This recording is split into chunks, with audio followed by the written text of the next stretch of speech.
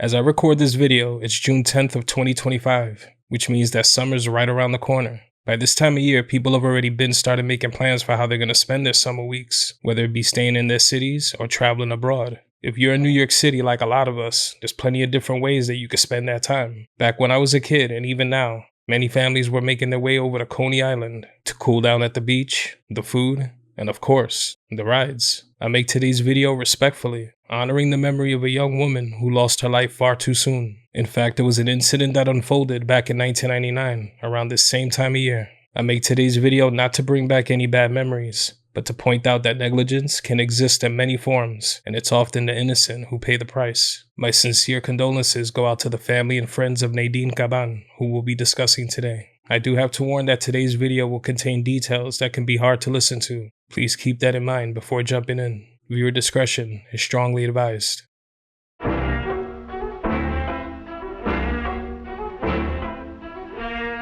Island, the world's greatest fun frolic, with its beach miles long, all peppered with people.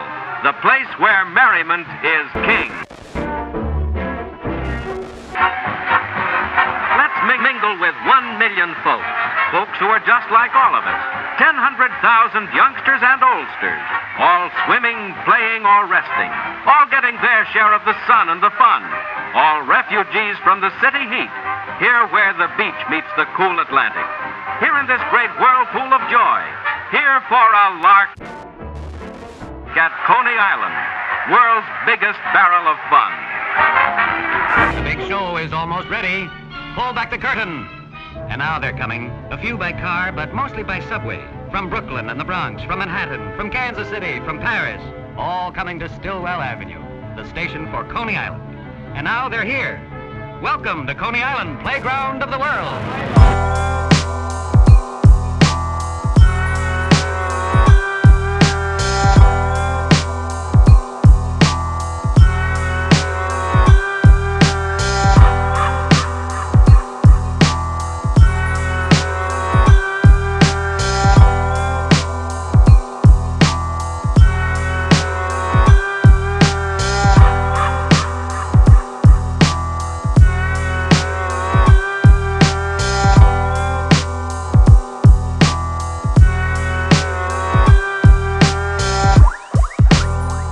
As far back as we can remember, millions from all over have made their way to Surf Ave in Brooklyn, New York to visit Coney Island, not just to cool off during those sweltering summer days, but to take in the sights and sounds of the thousands enjoying themselves. For many, it's tradition. My family originally lived in the Farragut houses, and every Sunday, like so many other families in the city, my grandparents had all the kids at the beach. When I was born, my mom and aunts did the same thing with me and my cousins. Tradition. People from all over still continue to make memories here. Many can just walk from their homes, while others make the trek from the other boroughs. It can be a long ride depending on where you're coming from, especially by subway. But when you finally made it and saw that wonder wheel in the distance, it was always worth it. In June of 1999, a teenage girl took a rare Friday night away from her responsibilities and wanted to top the evening off by going to one of her favorite places, Coney Island. It was somewhat of a tradition of her own. But while so many visits to the park in the past ended with happy times with friends and family, this night would end in tragedy.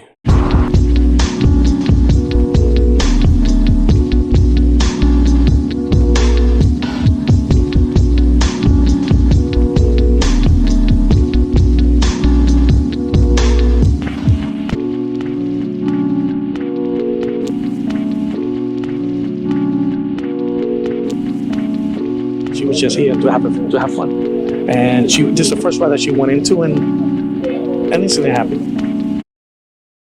Nadine Caban was born on June 27th of 1981 and resided in the Canarsie section of Brooklyn, New York.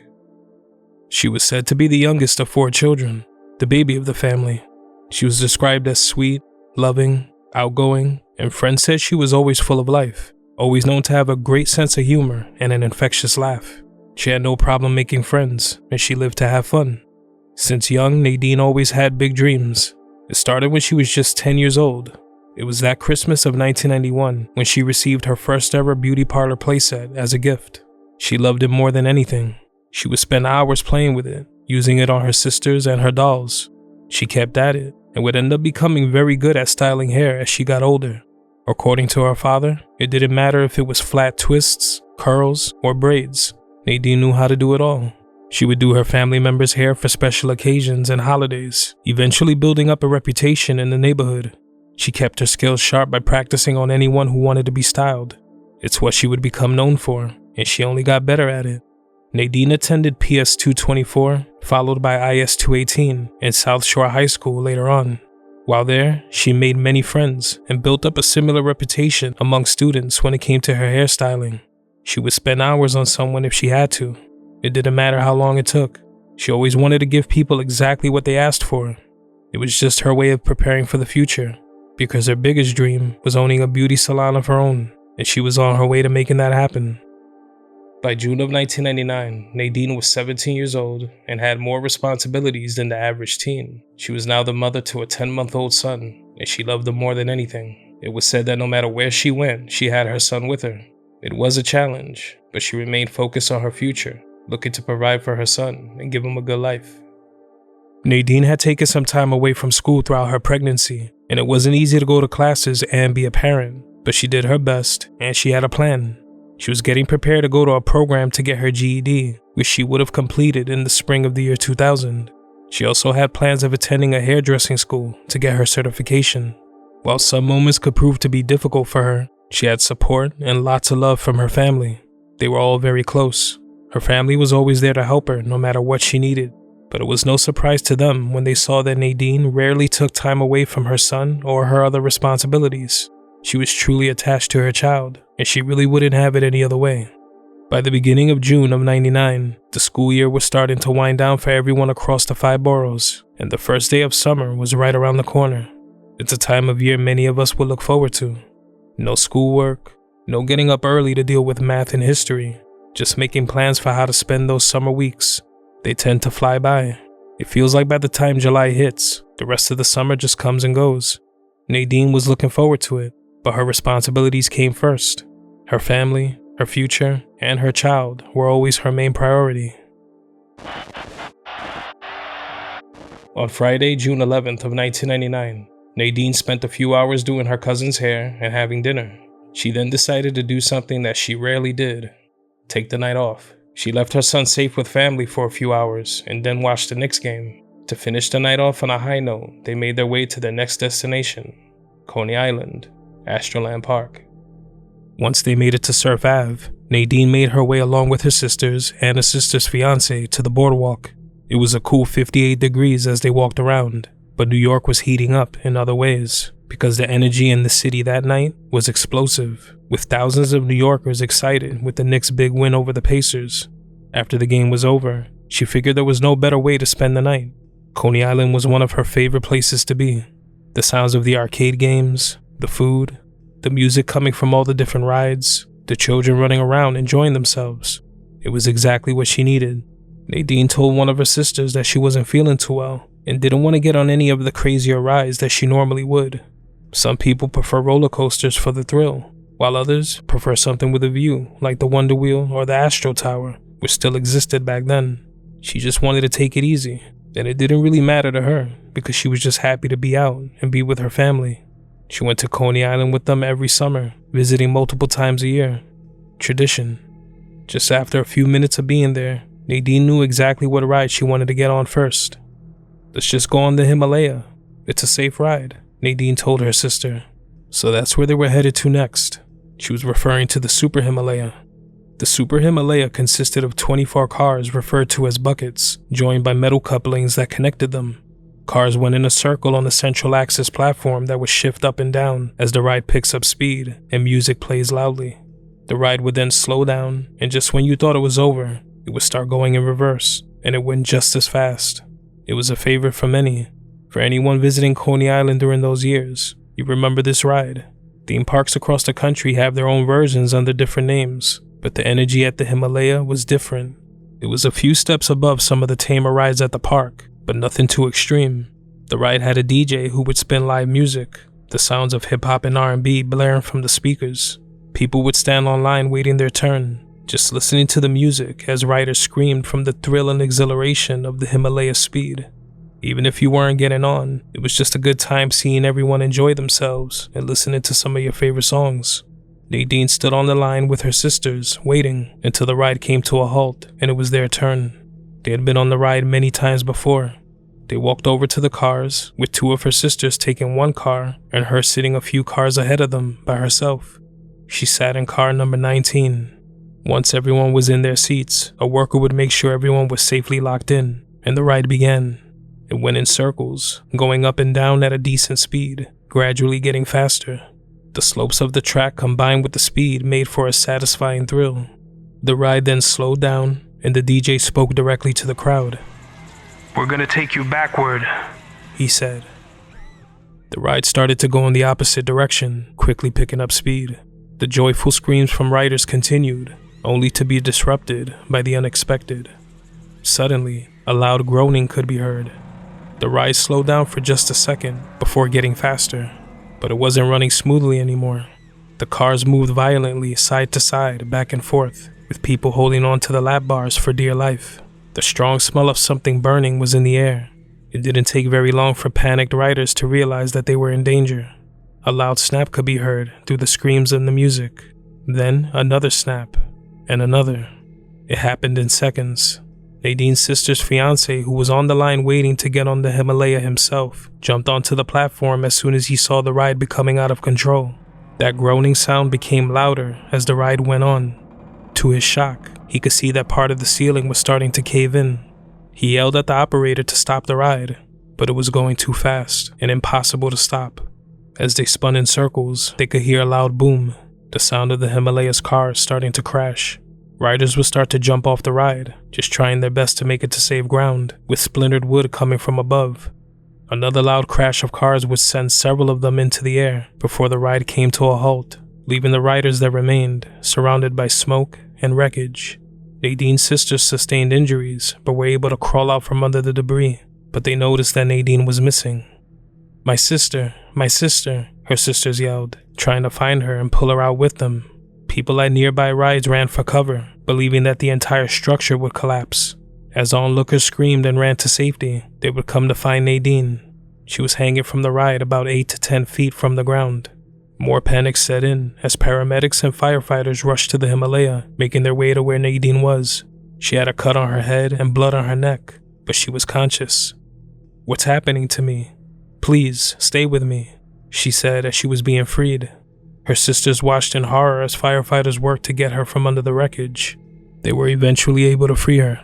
They immediately put her in an ambulance and rushed her to St. Lutheran Medical Center. She was wheeled into the emergency room with at least one of her sisters at her side.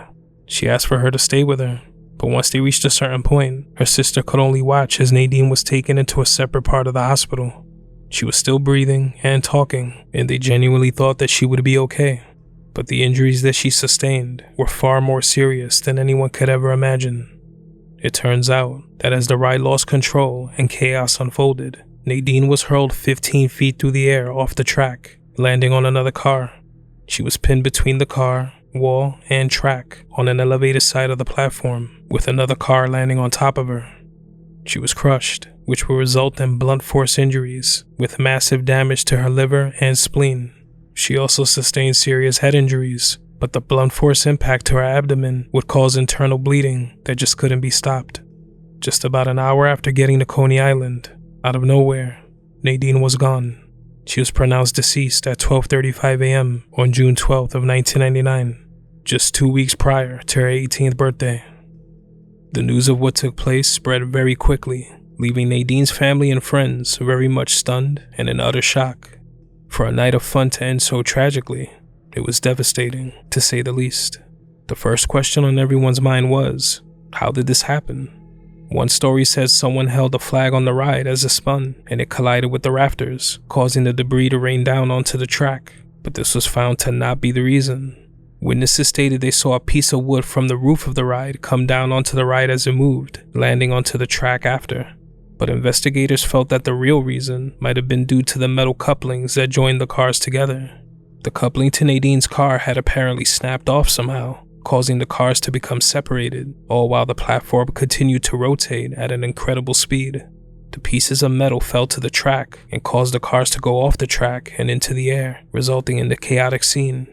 The horrific incident will result in a total of 8 seriously injured and 1 deceased.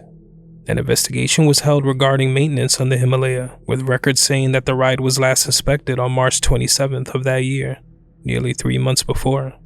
The owner of the ride was then given a certificate to keep the ride running to the end of summer, Coney Island's busiest months. How deep the inspection went was never fully disclosed, but it's clear that something was missed. Either the metal couplings and the entire structure weren't all checked thoroughly, or they were, and the ride was allowed to run anyway. Many felt that because of this alone, negligence was the biggest factor here. It was also stated that as the ride began to spin out of control, the ride's operator wasn't paying attention and speaking to someone as it happened. By the time he had been alerted, it was too late to do anything. The idea that this was negligence was further strengthened when a crucial maintenance log kept by the ride's owner suddenly went missing. This log would have shown exactly what was checked on the rides and when, but it was nowhere to be found. The owner was hit with a violation for not producing the maintenance log, which meant he could have been faced with up to $10,000 in fines, but it's unclear what he paid, if anything at all. The Super Himalaya crash was ruled as accidental. The following footage is from hours after the crash and from the next morning.